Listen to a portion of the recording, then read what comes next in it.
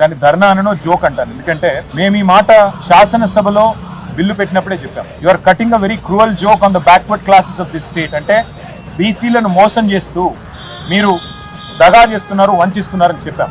ఇవాళ నేను ఒకటి అడుగుతా ఉన్నా, మీరు సమాధానం ముఖ్యమంత్రి గారిని అడగాలని చెప్పి కూడా నేను కోరుతా ఉన్నా. 42% రిజర్వేషన్లు అని ఢిల్లీకి వచ్చి డ్రామా చేస్తా ఉన్నా. నేను కాంగ్రెస్ పార్టీని అడుగుతా ఉన్నా, మీరు బీసీ డిక్లరేషన్ లో ఒక ఈ రిజర్వేషన్ల మాటను ఇయ్యలేదు. మీరు ఏమేం మాటలు చెప్పినారు? సంవత్సరానికి 20,000 కోట్ల బడ్జెట్ ఇస్తామన్నారు. 5 ఏళ్లలో 1,00,000 కోట్ల బడ్జెట్ బీసీలకు ఇస్తామన్నారు. బీసీ సబ్ ప్లాన్ పెడతామన్నారు. 42% రిజర్వేషన్ రాజకీయాల్లోనే కాదు, ఉద్యోగాల్లో, ఉపాధిలో, ప్రభుత్వ కాంట్రాక్టుల్లో కూడా ఇస్తామన్నారు.